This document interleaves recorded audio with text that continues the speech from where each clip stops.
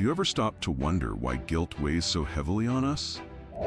It's as if it's embedded in our very being, a constant whisper reminding us of our failures, our imperfections, our supposed sins. Friedrich Nietzsche, in the Genealogy of Morals, argues that guilt is far from natural. Instead, it is an invention, an intricate construct of society, born out of power, fear, and control. And to understand its origins, Nietzsche asks us to look back, far back, into the history of human morality. In its earliest form, Nietzsche suggests morality was simple. This was the time of what he calls the master morality, where strength, courage, and vitality were celebrated. Life was raw and direct. If someone wronged you, you sought revenge. If you made a mistake, you faced it and moved on. There was no guilt, no self-punishment, only action and consequence. But as humanity transitioned from nomadic tribes to settled societies, something profound happened. The natural instincts of humans, our desires, our drives, our aggression, became dangerous. To live together, these instincts had to be suppressed, and a new kind of morality emerged. Nietzsche calls this the slave morality. This is where guilt began, as the internalization of instincts that could no longer find an outlet. Instead of expressing our aggression outwardly, we turned it inward, creating what Nietzsche calls the bad conscience. Guilt, in its earliest form, was a psychological debt, a punishment we inflicted on ourselves for instincts we could no longer express. But guilt didn't stop there. Over time, it evolved, becoming more than just a personal burden. It became cosmic. With the rise of religion, particularly Christianity, guilt transformed into something much deeper, something eternal. Nietzsche believed that this was one of the most profound and manipulative shifts in human history.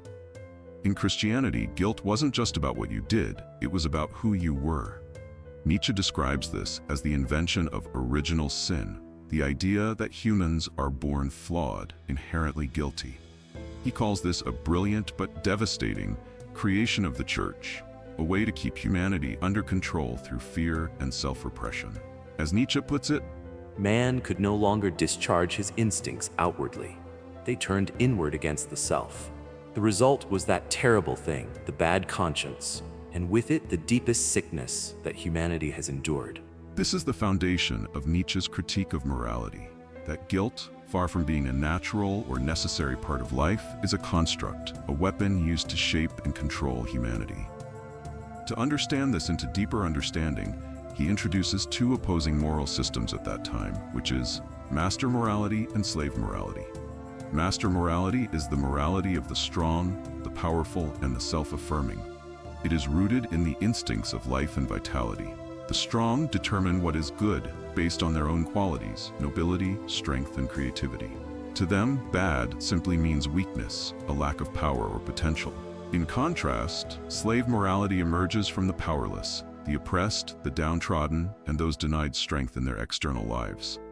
For them, morality becomes a tool of survival, a weapon of the weak against the strong. Good is redefined as humility, obedience, and self-denial, while evil becomes synonymous with strength, dominance, and pride. Nietzsche calls this moral inversion a product of resentment, a deep resentment that turns creative energy inward into bitterness and blame. This inversion laid the groundwork for Christianity, a moral system Nietzsche criticized for perpetuating slave morality. Christianity, according to Nietzsche, elevated guilt and sin as central concepts. It transformed natural instincts, such as desire or ambition, into sources of guilt, demanding endless repentance and self-denial. Christianity, Nietzsche argued, mastered the art of controlling the masses through guilt. It taught individuals to internalize blame, to see themselves as sinners in need of redemption.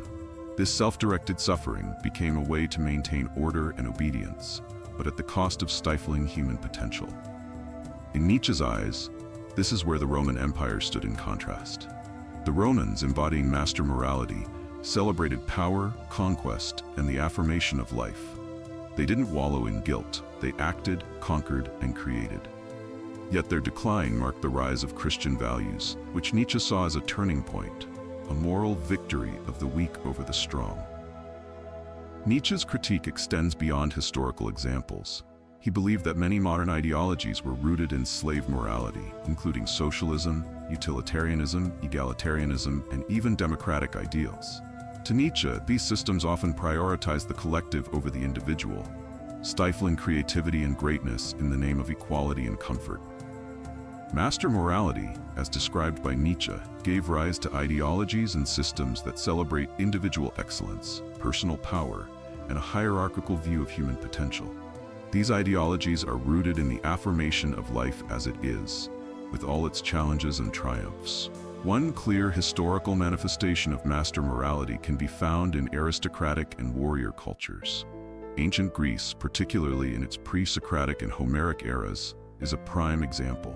The values celebrated in these societies, heroism, strength, beauty, and honor, reflect the ethos of master morality. Nietzsche admired the Greek concept of arete, which translates to excellence or virtue, as it embodied the striving for greatness in all aspects of life. Beyond ancient Greece, master morality found echoes in the Renaissance, a period Nietzsche deeply admired. The Renaissance celebrated the flourishing of the individual genius, from Michelangelo's artistic mastery to Machiavelli's political pragmatism. This was an era where human potential and the will to create were glorified, embodying the values of self-overcoming and the pursuit of greatness. In modern terms, Nietzsche's ideas of master morality can be seen influencing philosophies like existentialism, where individual choice and self-creation are paramount. Likewise, certain interpretations of capitalism, particularly those emphasizing meritocracy and innovation, resonate with the ethos of master morality. Nietzsche's critique of guilt doesn't end with religion. He believed that guilt had woven itself into the very fabric of society, into our laws, our education systems, and even our personal relationships. It became a tool of power, a way for the weak to control the strong, for institutions to suppress individuality, and for cultures to enforce conformity. But Nietzsche doesn't just diagnose the problem, he also offers a vision of what lies beyond guilt. To understand this vision, we must turn to his concept of the Ubermensch, or the overman, a figure who transcends the chains of morality and creates new values. Nietzsche writes in Thus Spoke Zarathustra, I teach you the overman. Man is something that shall be overcome. What have you done to overcome him? For Nietzsche, the Ubermensch is not a person, but a possibility. It is a way of being that embraces life in its fullest form, its joys, its sorrows, its chaos, without guilt, without regret, and without the need for external validation. The Ubermensch lives according to their own values, not the values imposed by society or tradition. But how do we begin this journey toward becoming the Ubermensch? Nietzsche tells us that it requires two things: courage and creativity. Courage to question the values we've been taught, and creativity to imagine new ones. Nietzsche believed that modern humanity had grown complacent. He described many of us as last men, a term he introduced in Thus Spoke Zarathustra. The last men are content with comfort and mediocrity, avoiding challenges and risks. They shun greatness in exchange for safety and predictability. The last man asks for nothing more than an easy life, free from discomfort or danger. But Nietzsche warns us, this is not living, it is merely existing. The Ubermensch, in contrast, embraces the full intensity of life. They are not afraid to risk failure, to endure suffering, or to face uncertainty, because they know that these experiences are the price of growth and greatness.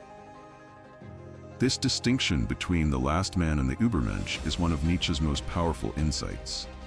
The Ubermensch is not a rejection of humanity, but its fulfillment. Nietzsche doesn't leave us without guidance on how to do this. He gives us Zarathustra, the prophet in Thus Spoke Zarathustra, as a guide, a figure who embodies the struggle, the solitude, and the triumph of this journey.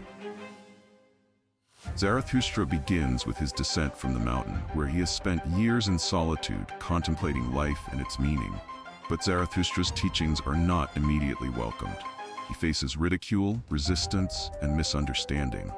This, Nietzsche suggests, is the fate of anyone who dares to challenge the status quo. To walk the path of the Ubermensch is to be misunderstood, even rejected. This solitude is not a punishment, but a necessary stage in the process of self-creation. When you walk in this path, Nietzsche does not promise comfort or ease. He promises struggle, challenge, and ultimately transformation. To embrace what is called the greatest weight, the idea that your life, your choices, and your fate are entirely your own. Nietzsche's philosophy resonates so deeply, even today. In a world filled with distractions, conformity, and superficial values, his call to authenticity and self-overcoming feels more urgent than ever. This is what Nietzsche calls the revaluation of all values, a radical rethinking of what we believe to be good, bad, right, and wrong. Nietzsche explains this idea further in the Genealogy of Morals. What is the meaning of all will to truth? When one uncovers the roots of morality, one uncovers the will to power. In this context, Nietzsche's will to power is not about domination over others. It's about the will to create, to explore, to transcend. The Ubermensch does not seek power over others. They seek power over themselves, the power to live authentically, without guilt and without fear. This is where Nietzsche's philosophy becomes deeply personal. He challenges each of us to ask, what values am I living by? Are they truly my own, or have I inherited them from others? And if they are not my own, do I have the courage to let them go? Nietzsche knew this process wouldn't be easy. It requires us to confront some of the most uncomfortable truths about ourselves and the world. It requires us to face the possibility that much of what we believe might not be true, and that the life we're living might not be the life we truly want. But Nietzsche assures us, this is where true freedom begins. Nietzsche writes in Ecce Homo, My formula for greatness in a human being is Amor Fati, that one wants nothing to be different, not forward, not backward, not in all eternity. Not merely to endure that which happens of necessity, but to love it. Nietzsche's challenge to rethink our values is radical, but it's not reckless. Amor Fati is a radical acceptance of life in its totality. Not just its beauty and joy, but also its pain and suffering. It's a call to embrace every moment, every experience, as necessary and meaningful. For Nietzsche, this acceptance is the key to breaking free from guilt. When we stop resisting life and start embracing it, we free ourselves from regret, from resentment, and from the endless cycle of self-punishment. But this embrace of life comes with a profound responsibility. To love your fate, you must also take ownership of your life. This is where Amor Fati and the Ubermensch converge. The Ubermensch is to challenge old societal norms, abandon false securities, and Amor Fati turning destruction into creation, pain into art, and suffering into strength. This is not the path of comfort or conformity. It is the path of courage, creativity, and radical self-acceptance. This is the paradox of transformation. To become great, you must risk losing yourself. To create new values, you must question everything you've ever known. And to embrace life, you must first embrace its darkest truths. Certainly, each of Nietzsche's concepts, slave morality, master morality, Ubermensch, and Amor Fati, has its limitations which are important to consider. These limitations are rooted in the practical application of these ideas and their interaction with societal structures, personal psychology, and human nature. Limitations of master morality. Nietzsche himself recognized that master morality could foster elitism. But those who embrace master morality might view themselves as superior, leading to a lack of empathy for those who don't share their worldview. This can result in the oppression of those who don't have the same strength or vitality. And a strong master might overstep ethical boundaries, seeing themselves as above the law or unbound by moral constraints, which can lead to tyrannical behavior or authoritarian rule. Limitations of the Ubermensch or higher human. The Ubermensch creates their own values and lives beyond good and evil. This could also lead to moral relativism, where actions are justified purely on the basis of individual will rather than objective or shared ethical standards. In extreme cases, this might foster behavior that is harmful or destructive, as there would be no universally accepted moral framework. Nietzsche's work was often misunderstood or misrepresented during his lifetime, and one of the most unfortunate consequences of this was how his ideas were co-opted by the Nazis. The Ubermensch, a symbol of transcendent individualism, was distorted into a tool for justifying racial superiority and authoritarian power. Nietzsche himself would have been appalled by this perversion of his ideas. Yet despite his rejection of nationalism, anti-Semitism, and militarism, his philosophy was misused to serve the worst elements of 20th century ideology. Limitations of Amor Fati. Amor Fati encourages acceptance and love for whatever fate brings, even suffering and injustice. While this can lead to personal growth and resilience, it might also lead to passivity in the face of injustice. If taken too literally, it could undermine efforts to change or resist social and political injustices. Notion of Amor Fati, the love of one's fate, is an incredibly empowering idea. To embrace everything, even suffering, as a part of life's inevitable flow is to affirm existence itself. Yet it's not without its limitations. Not everyone can simply choose to love the hardship or suffering in their lives.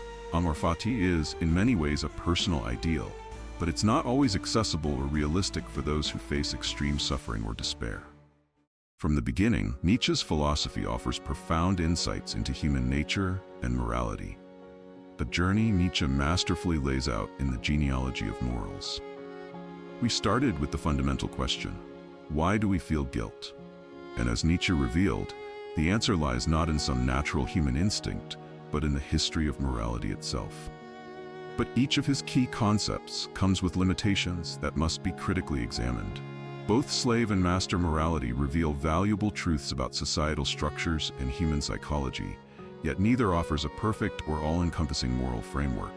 The Ubermensch represents an ideal, but not one easily attained by all. Amor Fati invites a loving acceptance of life, but its application requires careful balance to avoid complacency or passivity in the face of adversity. If you've enjoyed this deep dive into Nietzsche's philosophy, we'd love to hear your thoughts. Do you think his ideas on guilt, Ubermensch, and Amor Fati can truly help us navigate today's world? Or do you think there are limitations to his philosophy that we need to address? Drop your thoughts in the comments below. And don't forget to like this video, subscribe to our channel, and hit the bell icon so you won't miss any future content on philosophy and its relevance to modern life.